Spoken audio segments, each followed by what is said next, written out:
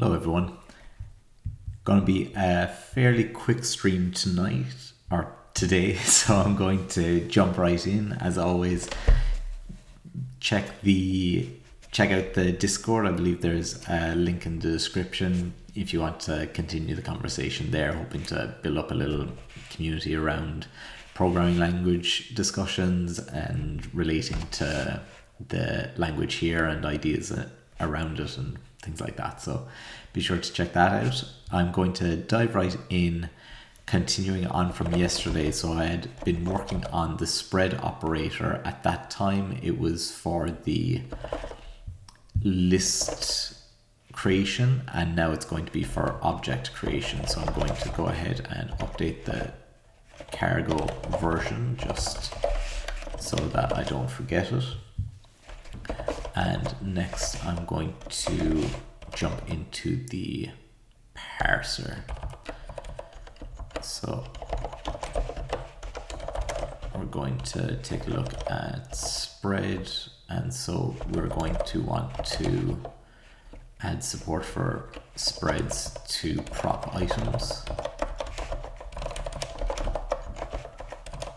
And in this case, we're going to add it after an expression, and it's going to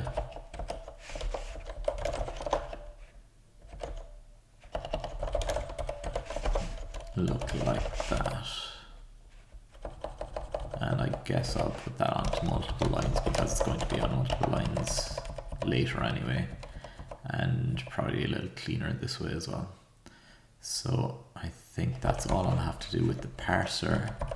The AST will also need to be updated, so prop item single will need to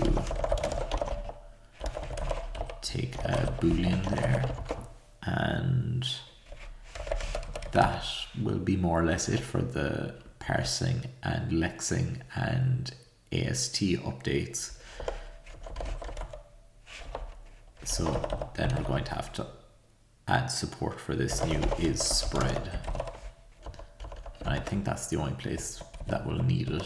So I'll go ahead and update or check out mod. So there are the old version of mod.rs. And so there are two places it's used. One is in bind object, which we're ignoring for the moment. And we're taking a look at this section. So far we have the case where the item isn't a spread. So now we have to add in support for if it is a spread. So we'll probably be copying most of the code here. And this section will get replaced with our new code for handling non-spread.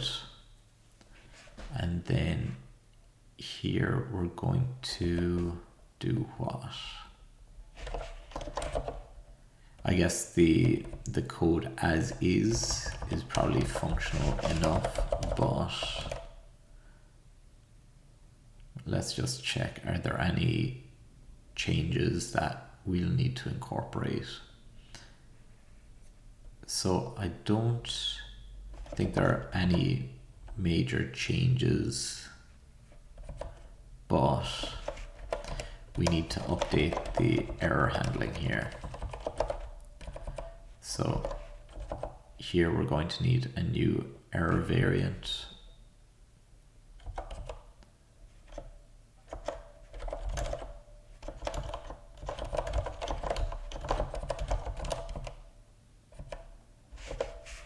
Let me see, I think there is a new spread error elsewhere as well.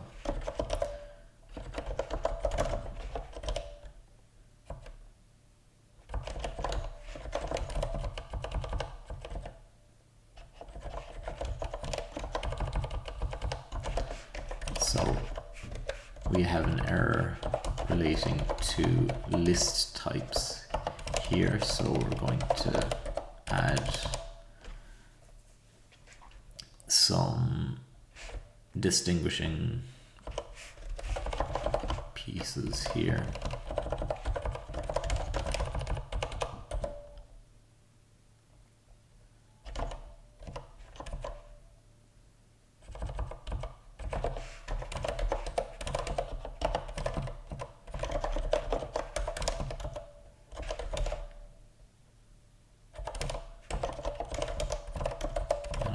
say I'll need to clone that value, but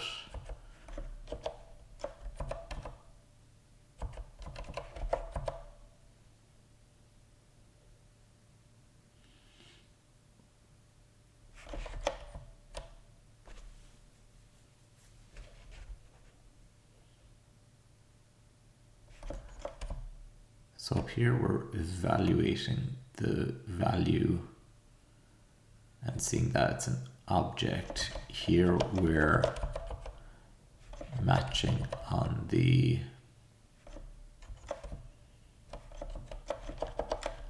type of expression. So we're dealing with kind of different things here. Here it can be a variable that we're spreading, but it could also be some more complicated expression like indexing, a function call, things like that. And that's something that I'll have to remember to put into the tests as well, and also update the list tests to allow for that as well. So now that the language has more features, they're going to be more complicated combinations of expressions that I'll need to test for.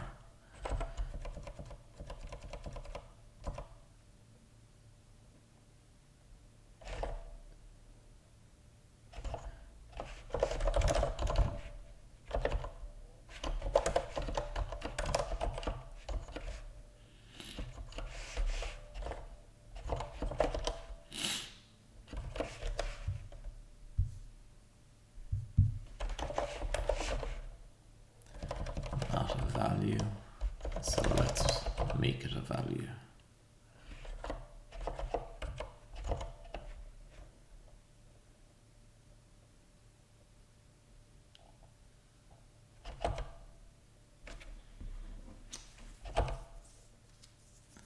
So let's kick that off again now that those errors will hopefully have been resolved.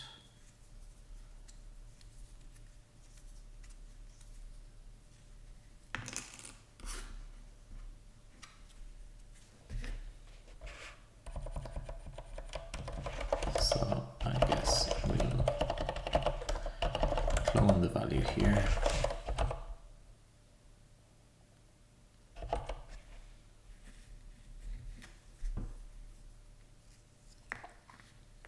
It probably would make the program a good chunk more efficient to... There are a lot of places where I'm cloning values rather than keeping references, and there are probably a lot of parts of the code base where defining reference or using references would make things more efficient, but in the meantime I've actually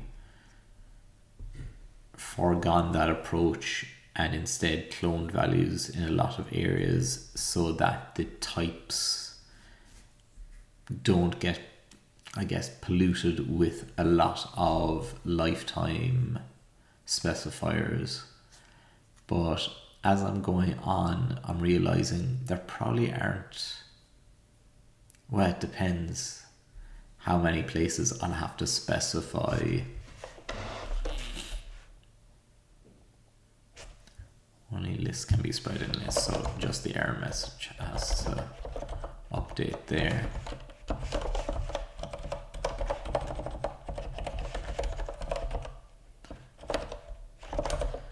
Okay, so that means I think the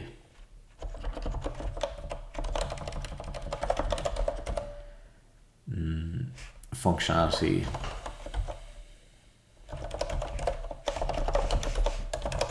is where I want it to be.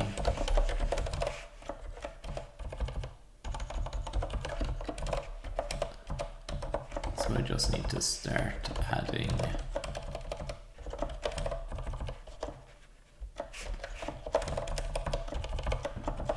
tests.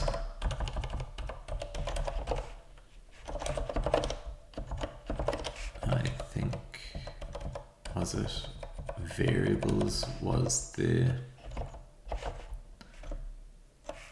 was where I put the list spread so far.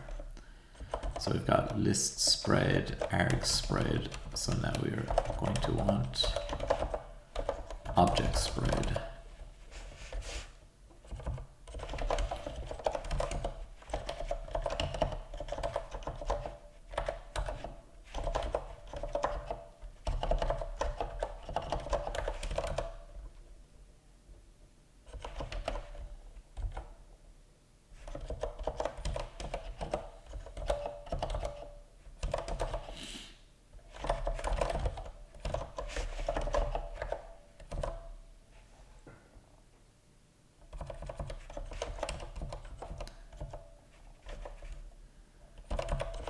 Now, one thing that'll be interesting here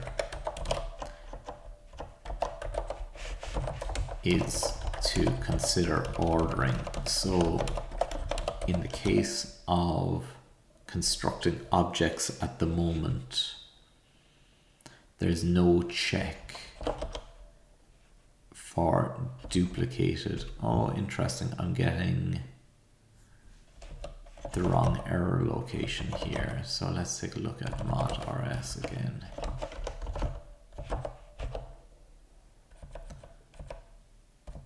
Yes, because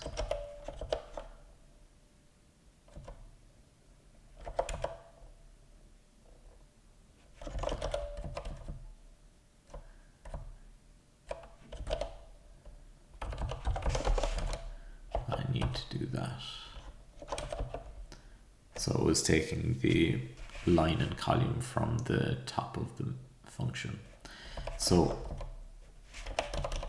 as I was saying, I don't have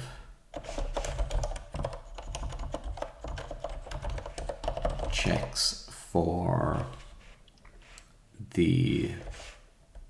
duplicated elements in an object literal specifically. I do for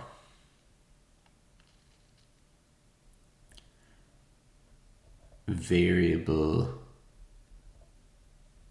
binding. So if you have multiple names in the same binding declared, then that'll get detected. But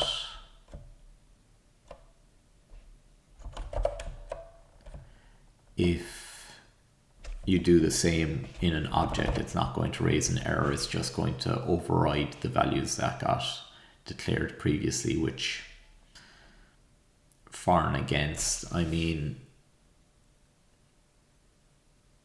I'm going to leave it for the time being, but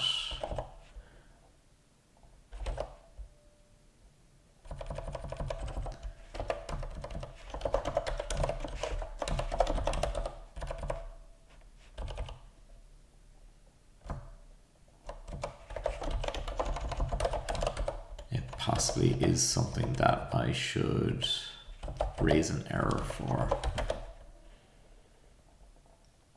So in this case, we're doing an unspread followed by an assigning a value to b, and so the rightmost addition of b is going to get added to the object.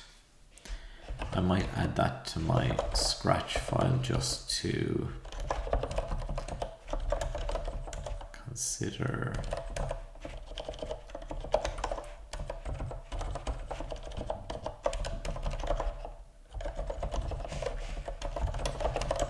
An error for multiple or duplicated key in object.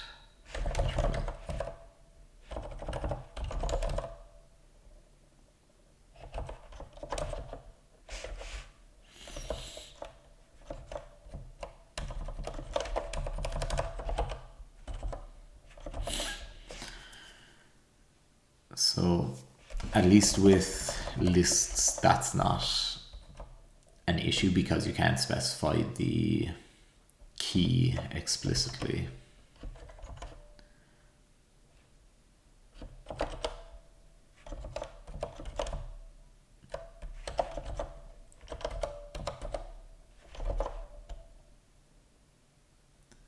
So object spread, and we'll do something a little more complicated. So in this case, we'll have function f will return the value to be spread.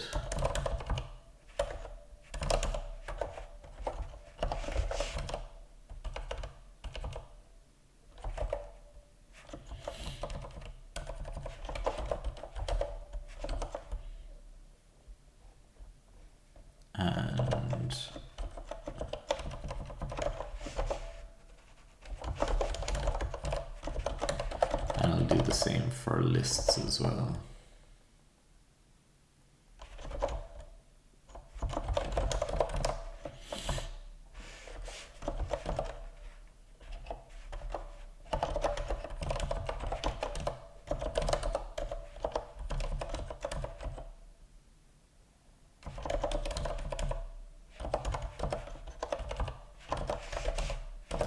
Being a bit inconsistent with my use of spacing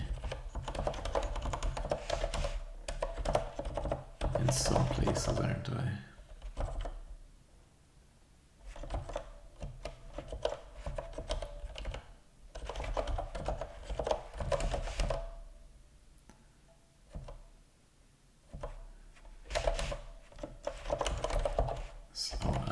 Let's check the results so far. So that's an expected error because I had the wrong values there. So when I save this file again, that issue should be resolved.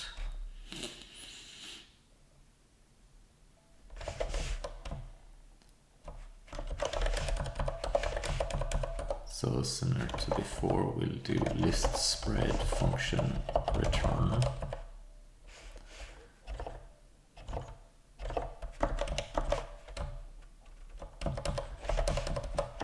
Well, I'll do index first.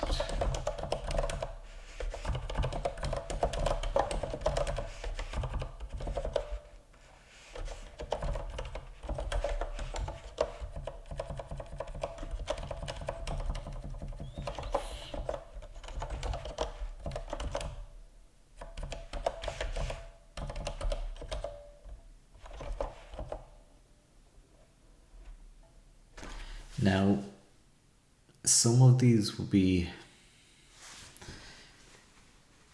I would nearly consider them core tests, and then others, I would nearly classify them as somewhat combination tests. So some of these tests like list spread are testing the feature directly and in its kind of most basic format, but then some of these ones are, I'm kind of testing that different compositions work as expected, but they're not kind of in their, so to speak, purest form. They're not in the most minimal form. And it could be useful to actually distinguish those and put those in different files, because later if I'm changing if I see that a test is failing in a combination file, I'll kind of know that the issue is maybe more of an edge case. Whereas if I see an error in a file that has just the raw feature implementations, then I would potentially know that I've hit something kind of more critical. So I'm actually going to separate out some of these into their own test files. So I'll spread index and I'll have function return.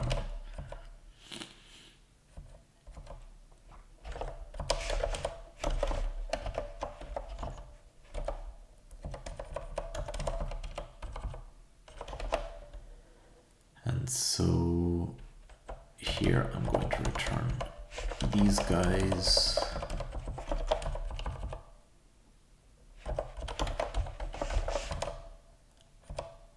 And that, and if I save that, all of those tests should pass. But like I say, I'm going to make a variables combinations file.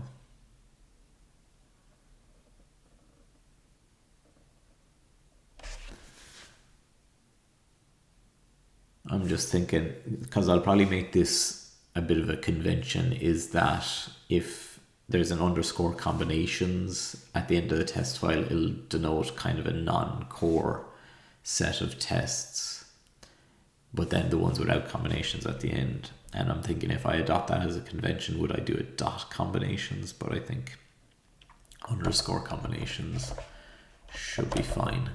So I'll go ahead and remove the core tests from here.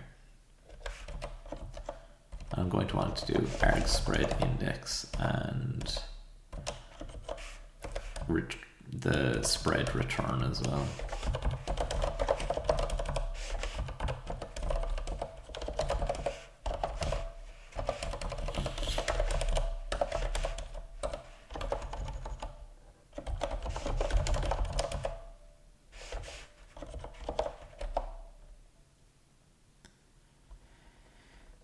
So for this I'll have f is that, and then g will be returning this,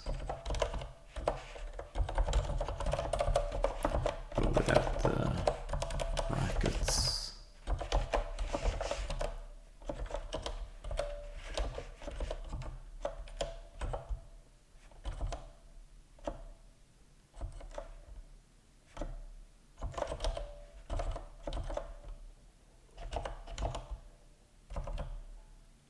And so let's remove spread index from here.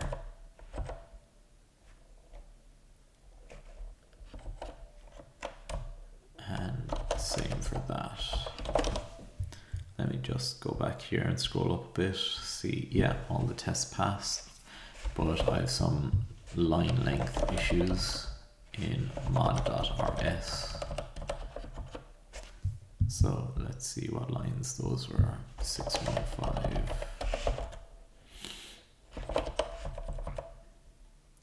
So down here, was that the only one, or no, there's one down here as well.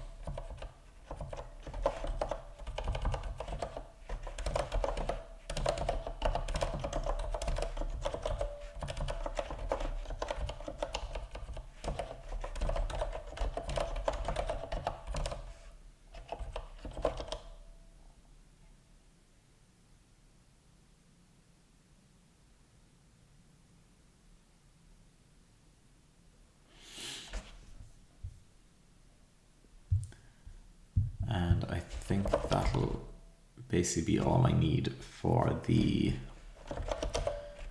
commit. I'll also want to update the features file, so I'll go back to variables and grab one of these. So I had list spread and arg spread, so I'm going to add in object spread here.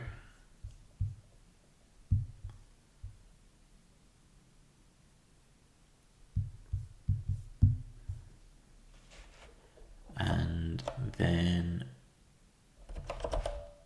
let's see, in fact I'll copy the actual code like so.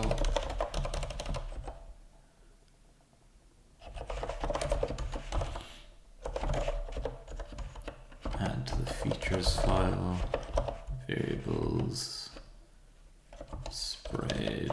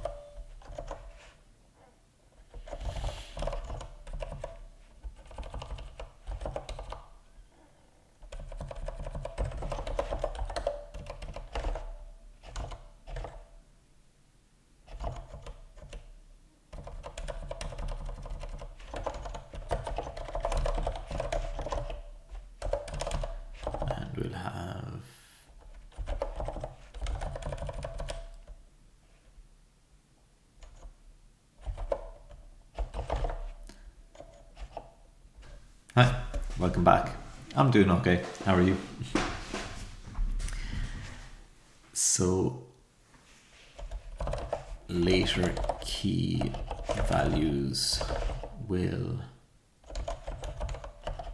shadow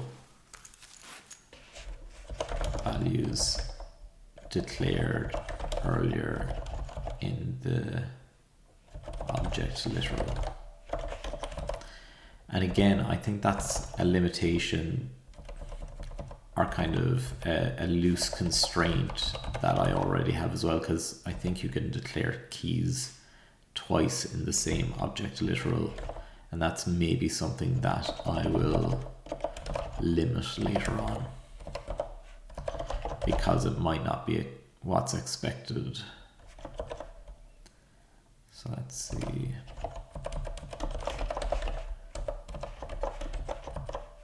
Nice. I need to get some lunch myself shortly.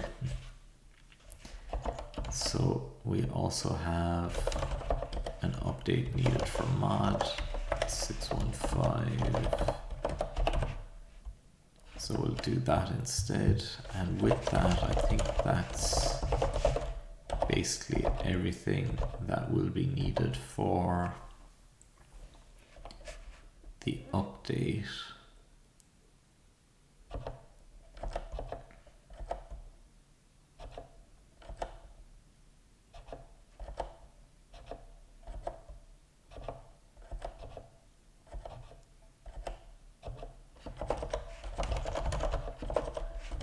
And I'll add the new test combinations in a separate commit. So I'll commit this first, and this is going to be add support for object spreading, and git add tests.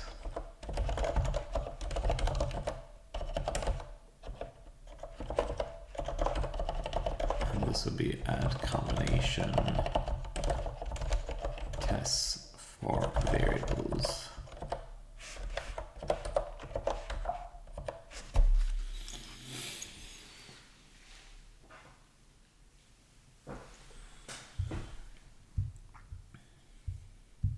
And I'll just wait until the clippy check finishes here before I make this second commit, because I might have to amend the first commit if there are problems.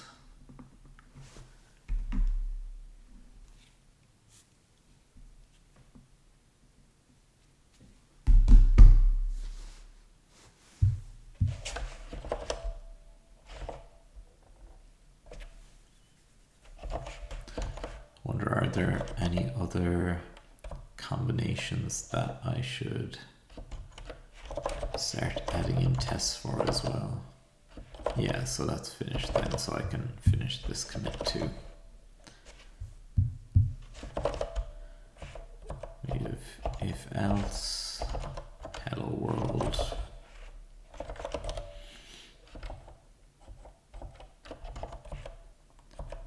Indexing and range indexes, lexing errors, lexical scopes. I think that's all right. Oh, and one thing I wanted to do today was to start actually cleaning up a bunch of my Scratch files. So let's go ahead and see diff readme with the backup version. Are there different ways of comparing them, like with a git style compare?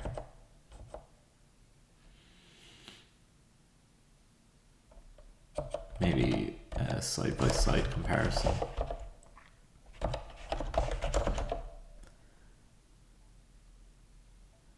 So I have some more example code.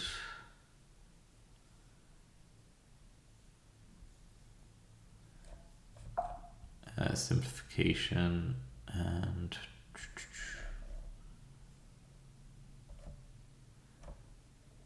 yeah, basically things that I wanted to add into the readme. I don't think I really need that anymore. I don't think I need the make file anymore because most of those have been moved into the just file, to do file.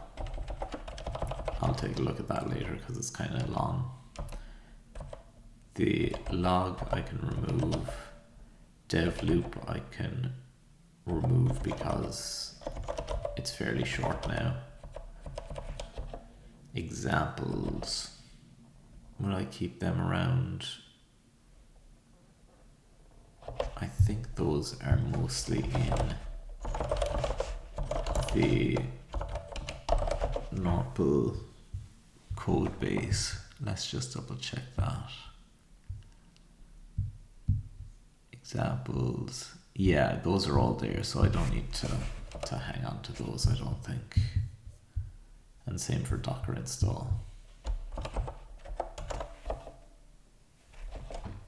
Scripts, build release version. That could be useful at some point. Docker or build, I don't think I'll really need that. And same with build env. I basically use doc now, even though doc seems to not handle the sudo terminal handling as well as my bash script does. So that might be something I investigate further later. But in the meantime, I guess I'll hang on to those scripts. Source directory, I think I can get rid of that. I mean, there's only so many copies of the source code that I need to keep in the working directory separately from the Git history. Eval and CLI tests, I think I was holding on to those for the moment. Built-ins, functions, I don't think I read. So there's len and type.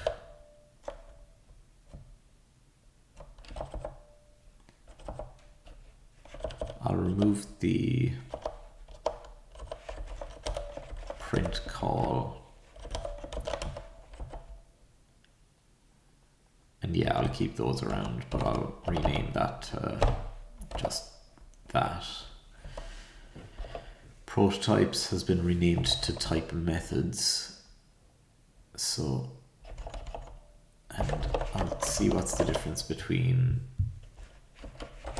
the prototypes.rs backup and the other one.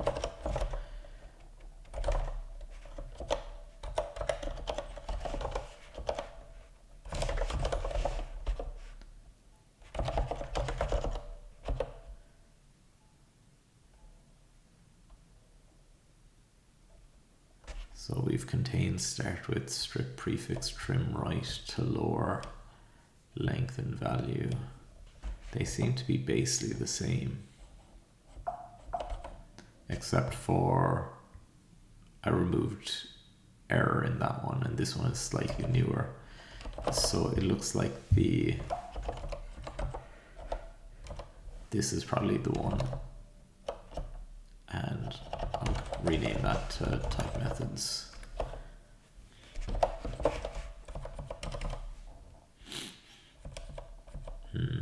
Let's see, built-ins.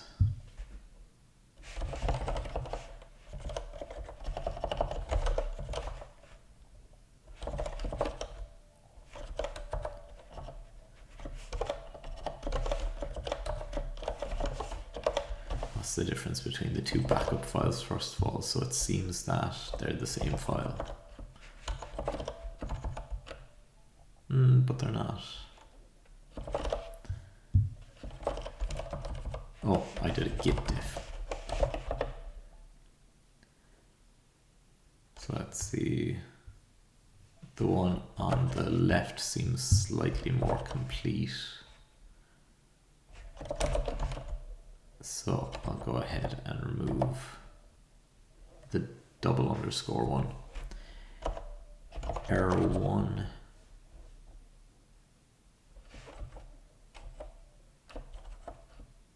I think that's just a backup of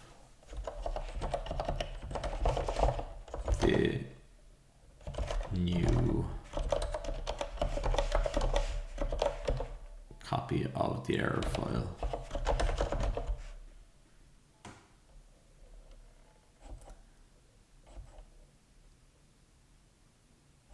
So I think everything that's in the right hand file is already in the left hand file as well, so I think I can remove this. Import, I've only one copy of it, so I'll remove the one suffix. And all these different mod files. I'll take a look at tests first.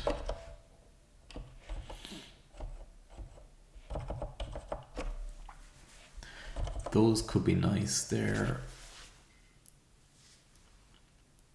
Let's see, they are kind of eval tests. So check that, evaluating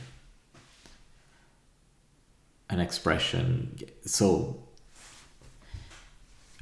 I think it's in these kind of tests in particular because the language isn't statically typed, but it is strongly typed. It's in these kind of lower level tests that I can actually do tests on the types as well.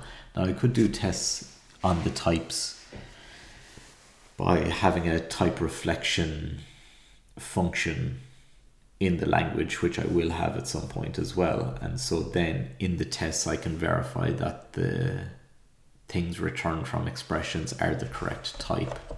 So maybe these tests aren't actually so relevant.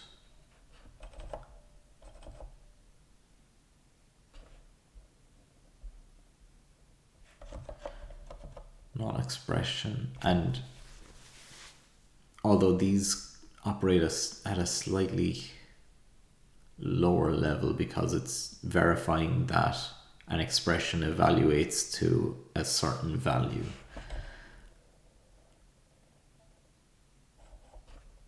But it's still the same result in that it's verifying that the value and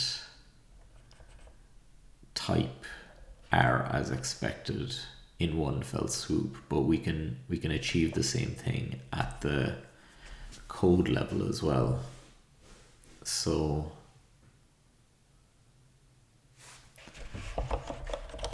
that's maybe something to add. Let's see.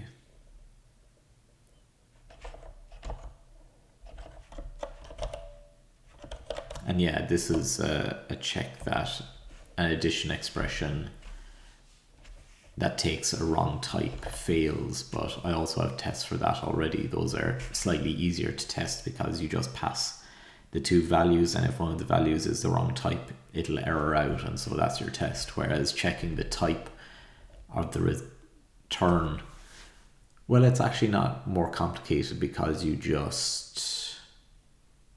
do an equality comparison to the value that you expect, and that's going to check the types as well. So actually these tests probably aren't terrifically useful on their own, or they'd be useful on their own, but given the fact that I have other tests that do basically the same thing, I don't think they're useful to have in addition to the other ones.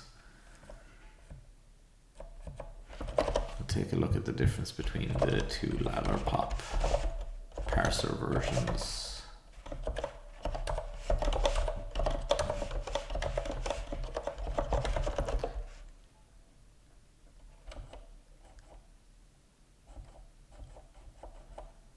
So that version just seems to be the same thing, just with everything commented out.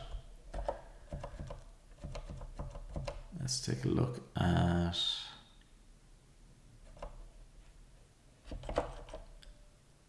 Lexer.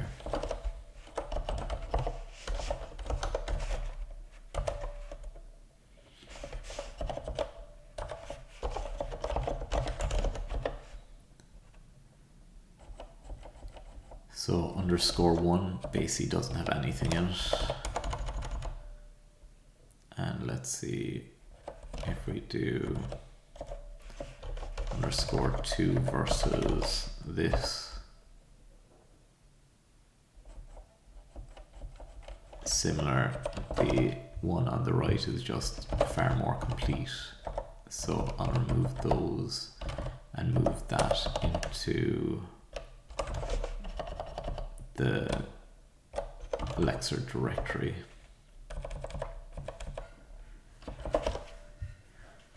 I'm going to have to finish up the stream soon, but I like where I'm getting with the removal of the old files. So what I'm going to do is maybe press on just for a couple more minutes and see where I can get to.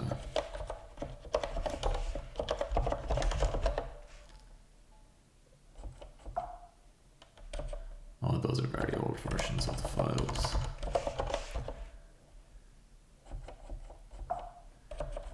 Yeah, I don't think I need to keep most of those around.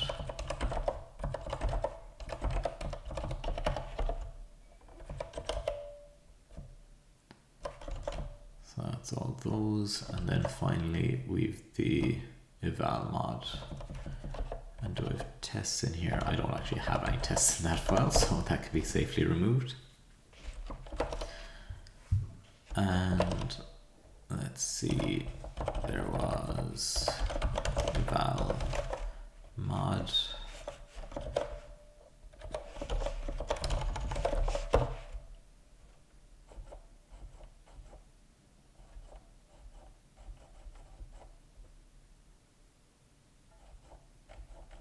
So the old version is dummy code.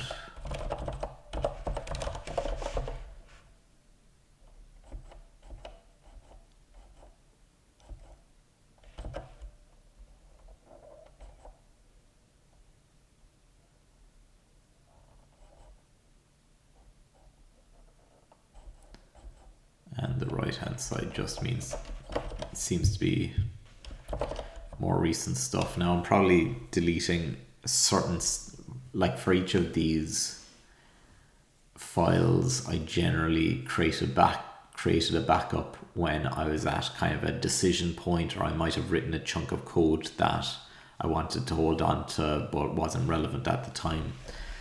But it's at the point now where I've gotten so far with the project that it'll be either difficult to find the code that I was trying to hold on to, or it's not going to have been that much of a saving in the end anyway. I can probably rewrite any of the code that got kind of lost in the middle there anyway.